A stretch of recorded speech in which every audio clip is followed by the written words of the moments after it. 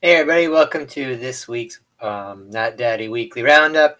It is November 24th, here for books for you to enjoy. I did a review about, I think it's about 15 books here. Half digital I read, half I got raw. Jump into those right away. First off, let's start off the way we always do. Thank some of the people that work with this show. We have 204 Comics. That's where we get all our physical books from. I have the FOC dates for you guys, so you guys can get those final order cutoff notices in. That way you don't have to try and miss the books, or not try and miss the books, but miss the books that you try and want to get when they are able to come out. This is a great way to guarantee the ones you want. Like I said, I use FOC through 204 Comics. If you guys don't have a FOC hookup with your local shop, just look into it. It's as easy as just asking. Also, we have Primo's Wrestling. We went to the Primo's November Rain event last night. That was a lot of fun. If you guys were watching the channel all here last night, you saw the live stream of that, so that was a lot of fun. Congratulations to all the winners there. I don't want to spoil it in case everybody wants to go back and check it out, but there are some great matches there. Also, we got our exclusives. Like I said, it's I won't say it's Black Friday deals or anything like that, but I did mention on the Not Daddy Facebook page there that with the Josie book there, and we have the pre-order for the new Sabrina book as well. You can, if you order 2 of any of the books, or one of each, or whatever, a combination of 2 books or more, including all the original exclusives that we have, there'll be no shipping. So we'll cover that for you as well. So don't have that up on the website, just have it through the people who are watch the videos, and just follow the Not Daddy page. So check that out as well.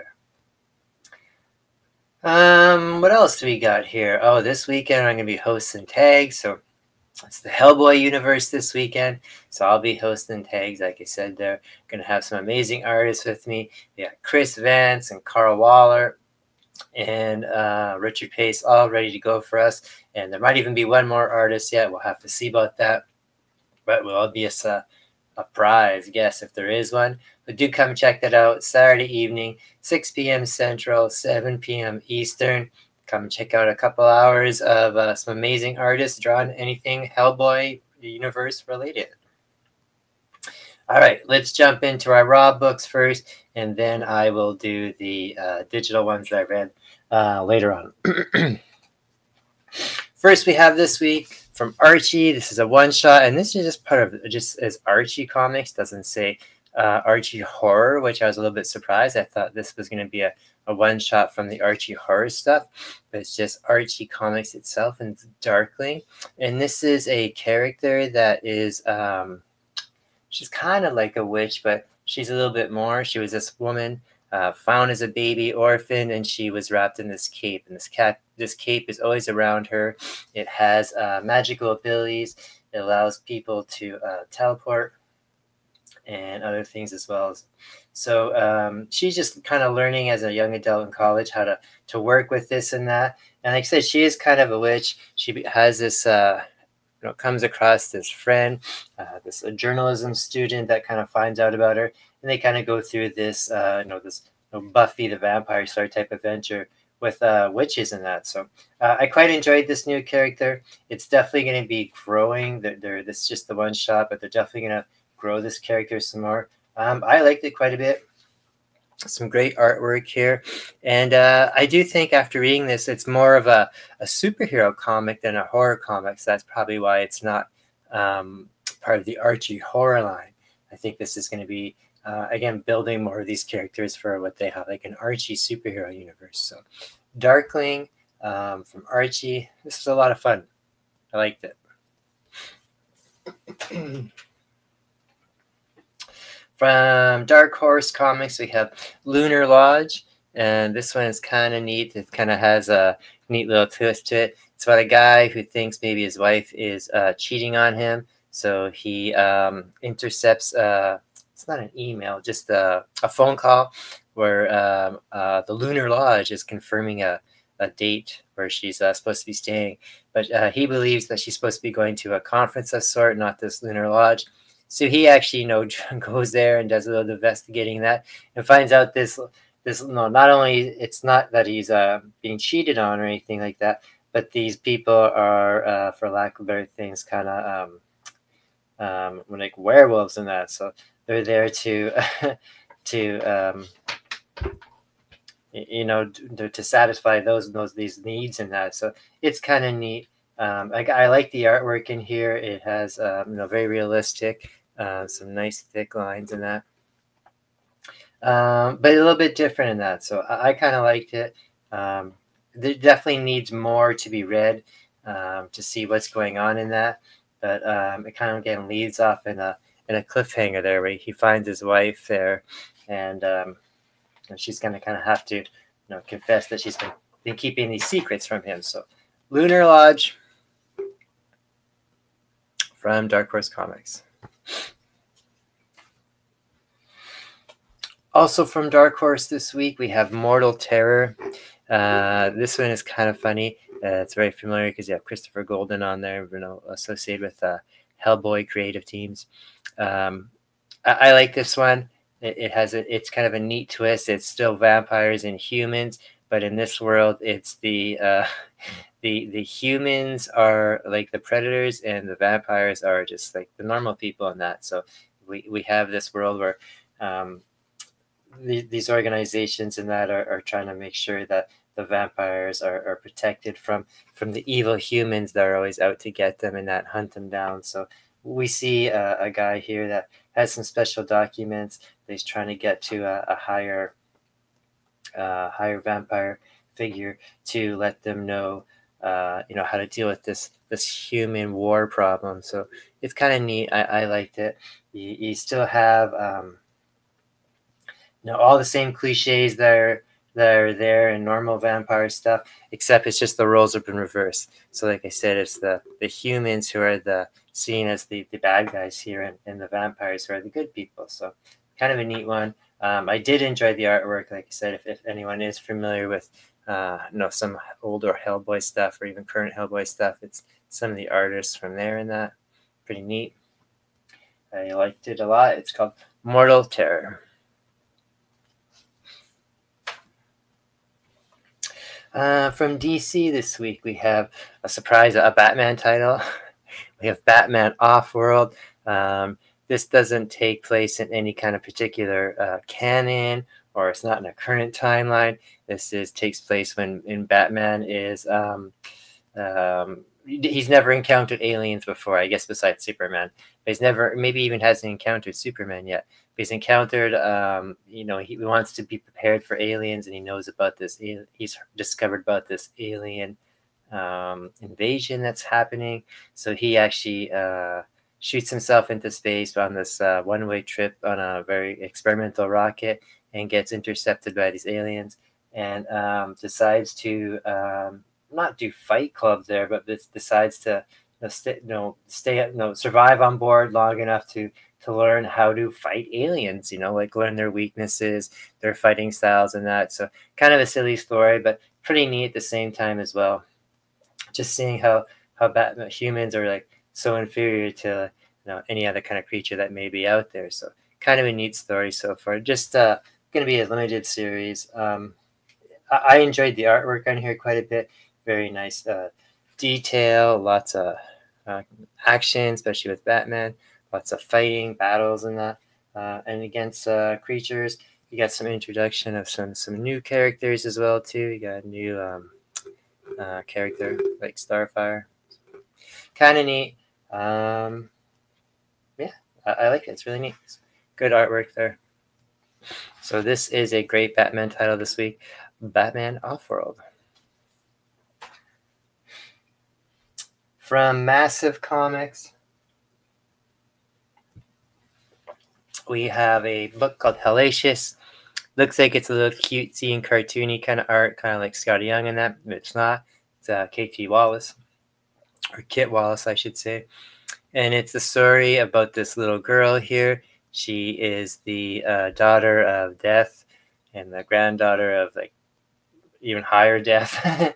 And she's kind of like the one that transports people from when they die over to hell to be tortured in that. So she's supposed to take them right from when they die and across the river Styx and that up into meet her mom, or mom deals out like her the punishment in that. But being a little kid, she gets bored and ends up taking these dead people out on little ventures and ends up breaking them, using them like toys and that. So she just wants to have like a pet, and they don't think she's ready in that. So it's kind of fun, very, very adult. It's definitely not for kids, even though it has that cartoony art.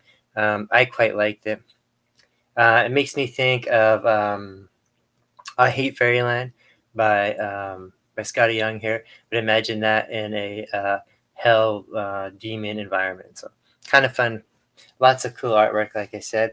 And then as I was reading it, and I was thinking, oh, this is pretty cool. This would make like one of those cool, adult cartoon type of things. And I got to the very last page, and they said it actually is going to be a cartoon, and it's going to be on, I think it said TBS here.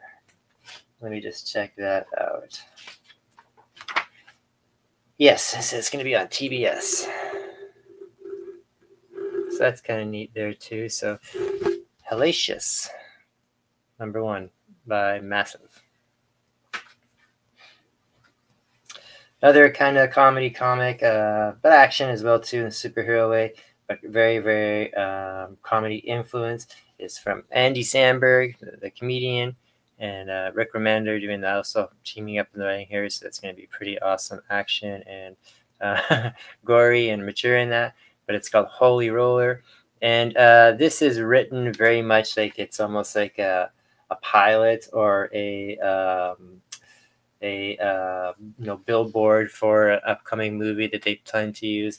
A lot of the characters in here actually look like real people. Like the main character here looks like Andy Samberg. His dad here looks like exactly what Judd Hirsch. So they're definitely going for this to be hopefully made into a real movie or a TV series one day. But what it is, and it's very realistic art. It's got some great artwork in here. Really, really accurate. Quite enjoyed it. Great coloring. Lots of nice realism in there as well too. But what it is, you have this character who is growing up, and that's the Andy Samberg character, and he's a teenager. And he's embarrassed by his family. They're poor and they're Jewish in the small town. And his dad is, he's a pro bowler, and he makes really good on bowling, but he's not, he doesn't make any money around or anything like that. And he's kind of seen as he's an embarrassed, and some of the jerky jockey people see him as a loser in that. So I guess as soon as he gets a chance, he leaves town and never really accomplishes anything. He also, he loses a bet, and he's not allowed to show his face back there for ever type of thing at the bowling alley where the jerky guy's dad owns it. So he leaves after high school and that, and he's gone for 20 years. And turns out he's been just hanging out on a Greenpeace boat, just doing nothing, and just smoking weed and doing nothing, and goofing off in that. And he finds out his dad's gonna be sick. He gets someone messages him that his dad's sick. So after all this time, he's gonna head back home to the small town. And as soon as he gets back town, he encounters all the stuff that he hated before, and it's even worse because the town has really gone downhill now. Lots of crime and bikers and drugs and that. So corruption. So he's all turned off about that, and he ends up seeing his dad. They get into a fight right away, but his dad ends up passing on his old his good luck bowling ball to him, because the son there had a really good chance to become a pro bowler, but he didn't follow through on it. And as he's leaving town with this bowling ball, he gets attacked by this gang of people in that, which is the same old bullies from before, the same old rich douchebags, and they're beating the shit out of him in that. And he actually defends himself with this bowling ball and ends up killing a couple of them, it looks like, or else really, really injures them. And now it looks like that maybe, and it kind of ends off there, but we actually know, because this is a whole book about that, maybe this guy's going to become like a vigilante and use this bowling ball as his weapon type of thing. So we'll see what happens there. Like I said, written by Andy Samberg, and the main character is definitely Andy Samberg, so a lot of funniness going on there in that. So I like this a lot. Check it out. Holy Roller from Image Comics. From FairSquare, we have one called Little Rock Files, and this was a larger size one compared to a regular comic. It has more of that prestige size there, so a little bit bigger. Actually, no, well, just the tiniest little bit. And this one here is it's very, very written and featuring of Black people, which is, I like that idea too, because it is focusing a lot of stereotypical stuff that they deal with, and just a great story as well. It's about this one detective who gets transferred into a area to try and help with that kind of problem, where it feels like people aren't being represented properly. And he just runs into the old same kind of cop issues in that. So this is a good cop drama. I liked it a lot. It says here, Detective Quinley, his hands are full between the mysterious murder of a teenager that everyone loved, the sudden interruption of a younger sister he did not know he had, and the dirty local laundry of politicians and businessmen. There's much on his plate. But he has thick skin, and he has no one but Little Rock. Little Rock has no one else but him. So this does take place in the South in Little Rock, Arkansas, on top of all that. So I really enjoyed this a lot. It has great artwork in there, very realistic, great coloring. This is a good cop drama, but again, does have that heavy African-American theme to it as well, too. So I liked it a lot. It's good. Little Rock Files. All right. Quite enjoyed this book this week. And again, it's from that new company, DSTRLY. Again, in that prestige large size, and it's called Somna. So this is, it's called A Bedtime Story by Becky Clooney and Tula Lote. I'm a huge fan of Tula Lote's art, and that's her work on the cover there. She does very realistic, sexy women stuff, not just women, but that type of stuff. So this is very, very realistic art. A lot of painted looking in that.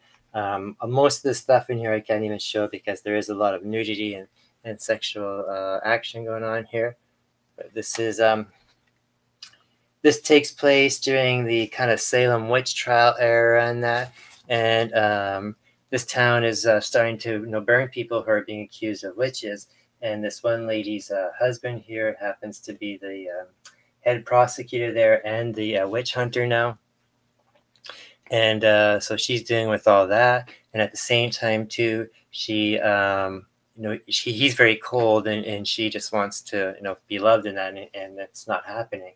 So at nighttime, what starts off at nighttime, but at nighttime when she goes to sleep, she starts having these strange erotic dreams, but at the same time too, they're like almost like night terrors. She's being possessed or by this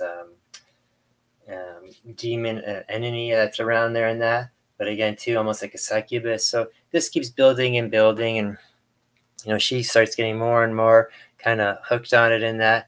At the same time, it's just there being that time, it's very, very Puritan. So it's like they're not allowed to talk about that stuff, and definitely not to enjoy sex and that. So if there's a lot going on with that, and if you're like that, then that makes you part of the devil or witchcraft and that, which we see kind of happening here. So we don't know if it's just her trying to be free, or if it's part of this maybe this possession or this demon in that succubus that's trying to seduce her in that. But neat story so far.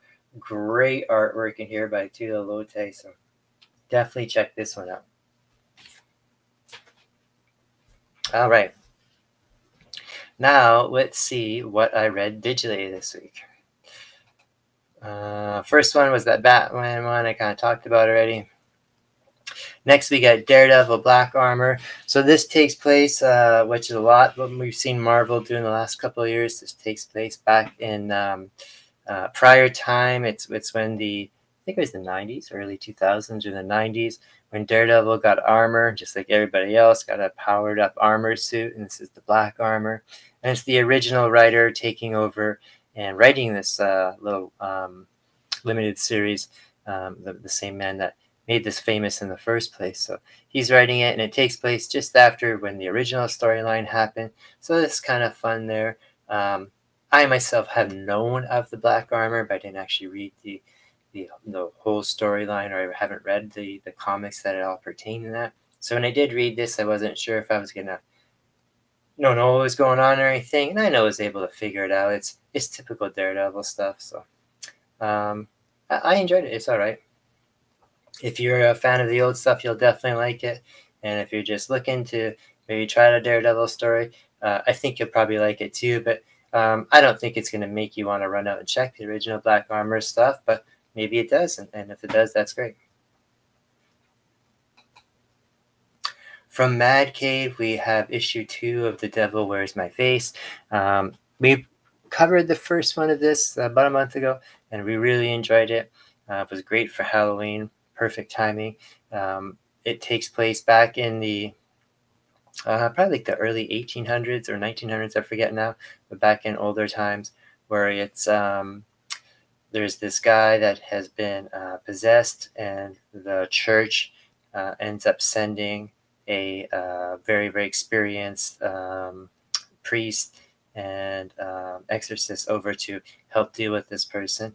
And while that's happening, while there's an exorcism going on, the demon that's inside, or the devil that's inside the possessed person, actually switches bodies with the higher up priest. So the priest ends up leaving with the devil inside of his body and is under control of it, and the priest is now trapped inside this prisoner who everybody believes is possessed, so they don't believe that stuff he's saying. So yeah, neat story. That's how it ended in the last issue. Picks up right from there in this part. The priest that is in the prisoner, the one that's in the possessed body, he's trying to convince people that he's actually the priest and not the possessed person that's there. Unfortunately, no one believes him, of course. And anytime that they try and do these things that prove that he's a devil, it's still happening. Like if he touches holy water, or what's it called, a cross, or if he says the Lord's Prayer, and that he burns, and he's actually in pain from it. So even though the devil is not in him anymore, it's still like his body still is like still possessed by it, or remnants of it, still acts like it is. So all that's going on while the devil himself, who's in the priest body, is back in Vatican City now, and he's going around, he's killing all kinds of people, just causing havoc, destroying the church from the inside out there. So a lot of nastiness going on over on there, but it's cool. I enjoyed it so far. The prisoner priest, the one that's in the possessed body, he has somehow managed to convince a woman to free him there. So hopefully now he can get back and switch bodies and fix all this. But I guess we'll see. Time will tell. So that is The Devil Wears My Face from Mad Cave Studios. From Image Skybound, we have issue 2 of James Tinney and Martin Simeon's Dracula. This is almost a faithful rendition of the original stuff, but almost a little bit different too. It's very faithful to the Universal Monsters ones, but just has a little bit of tweaking in that. So it's more that than compared to like the original Frankenstein novel, or sorry, Dracula novel.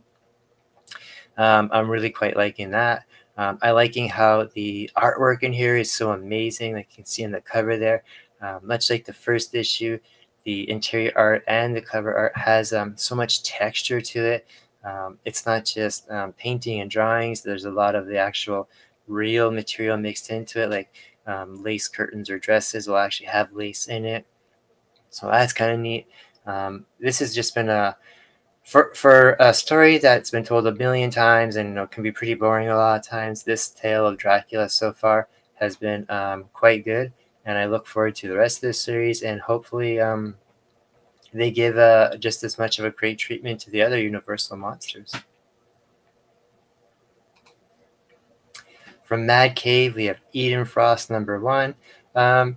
This one is pretty fun. I enjoyed it. It takes place during the war, the Russian war, and it is these two little kids here have managed to escape their village that was attacked by these Russian soldiers, and a lot of the Russian soldiers in that were killed and taken out by this brick and ice golem thing that they're starting to figure out that maybe these kids have summoned somehow, and they don't even realize it either. So there's old folk tales about it. It seems like it's maybe true, and now the Russian soldiers are after these kids who are fleeing through the woods to try and get away from them. So good start so far. Like I said, a lot of neat action with this golem rock ice creature, and some amazing artwork there. From DC, we have the Justice League versus Godzilla versus Kong. Fun book so far. Doesn't take place in any time period, anything more than just a fun story. Not too many monsters in here. Kong's not in this book this time around. We have Godzilla. We have this big monster, that creature. It looks like a kind of a demon bat creature, which is in Gotham. All the Bat family are taking care of that. We have the rest of the Justice League going around trying to save people and deal with other creatures in other parts of the world. And most of the story, though, deals with Superman taking on Godzilla in Metropolis. We see all that going on. We find out a little bit more that how the Toyman is using the Dreamstone to wish all this stuff to happen. So that's why these monsters are all over back into the real DC world, taking on the superheroes and that. So just a lot of crazy crossover fun between the monster verse, as they call it, the legend monsters, Godzilla, Kong, Mothra, this weird bat creature, and the Justice League. So check it out. They do have some neat covers from these as well too. They actually have covers. I know it was last week they came out with the from issue 1. If you open up the cover, it actually roars like Godzilla and King Kong. So that's kind of neat. All right, we were just talking about with that Daredevil stuff, how they keep going back and kind of doing stories that take place in certain popular time periods. And that's exactly what this here is. It's at the beginning of a 4-issue limited series that takes place in during the middle of the Secret Wars, back when that happened like 40 years ago. Hard to believe that. But there was that time where Spider-Man kind of left the group after battle at one point, just to go try and find a sandwich or something. And then he kind of popped, in the next scene, he was kind of back, popped back saying he had an adventure. And nobody ever really talked about that, and we all forgot about that. And now this is delves into what happened there. So you got DeFalco writing again, so that's kind of classic. Always been a huge DeFalco fan. And what happens here is, like I said, Spider-Man leaves the group after just trying to find some food while everybody's doing some stuff. And he ends up being whisked away by some other Beyonders. It wasn't just the one Beyonder. There's a whole group of them. They don't know that back then. And these Beyonders whisk Spider-Man away just to do their own kind of testing on them to see about humans, and and just because they're curious about them, right? So they run him through like a bunch of like monsters and creatures and stuff, just to see what his reactions in that are. So we'll see where it goes from there. I kind of liked it. It's kind of neat, but again, it's nothing too crazy. I liked it because of nostalgia values. You can even see on the cover there how it has like the red shield behind Spider-Man there, and those used to come with all the superheroes. It was like a red shield that had like a lenticular thing inside, and then all the bad guys had the square shield that looked like Doom. Doom kind of rivets on it and that. So they actually refer that inside as well too. So what's neat about this, and I kind of didn't like as well, is at the beginning it does show like all the original heroes like you see on the cover here, but they do refer to, and they show some pictures at the end of this book too, how later on in the book they're going to have different characters show up that aren't originally in the original Secret World. So I don't know how they're going to work them in, so but we'll see. But that's fun as well too. All right. And lastly on our list this week that I read, this is the issue 2 of the Sensational She-Hulk. This is kind of like the TV show, and like a lot of the volumes of She-Hulk have been. They don't take themselves too serious. Hulk has showed up at the end of the last issue, and he's here this issue, and he just wants to, kind of tell her to leave him alone type of thing. And it turns out it wasn't actually even her bugging her, bugging the Hulk. It was somebody else that we saw earlier in here who has kind of stolen some Hulk blood from the She-Hulk, and now they've made themselves into a Hulk. So another Hulk is in the universe here. So that's nothing special in here, but the story itself is just kind of good. If you like She-Hulk, it always kind of deals with the same kind of stuff. So not as good as the first issue, but just as good. If you like She-Hulk overall, we'll see where issue 3 goes. But yeah, She-Hulk's been pretty good so far. All right, everybody. That's what I got for you this week. Oh, no, there's not. There's actually one more thing. I have the FOCs in that. So I was saying a little bit earlier, for anybody who is into getting ordering their books, so they make sure that they get the ones that they want, and even ones that definitely might not be coming into your shop because the people don't order them because nobody else will want them or they don't think they want them. So guarantee yourself a copy of the books you want by using the final order cutoff system. The books on this week's final order cutoff are: for December 20th, you got your Ablaze and your Dynamite books. On December 20th, you got your Image books, your AWA books, your Boom and your Dynamite books, and your DC books. So don't forget, in that Image books, you got the first issue of that new Duke series, and in DC, you got the new Batman and Scooby-Doo mysteries, which, again, are always kind of silly, but at the same time, always kind of cool, some of those team-ups. So. And always amazing covers, too. January 3rd gives you your Dark Horse, and January 10th is your IDW and your Marvel books, and that's, again, the start of that new Rise of the Powers of X. So if you're a House of X fan or just an X-Men fan, definitely check that out. All right, everybody. Again, so we'll see you maybe on, hopefully on Saturday evening. If you want to check out the Tag Show. Like I said, I will be with these fine artists, probing their brains and getting their opinions on things as they draw Hellboy universe stuff. Otherwise, I will see you next week for some more books then. Peace out.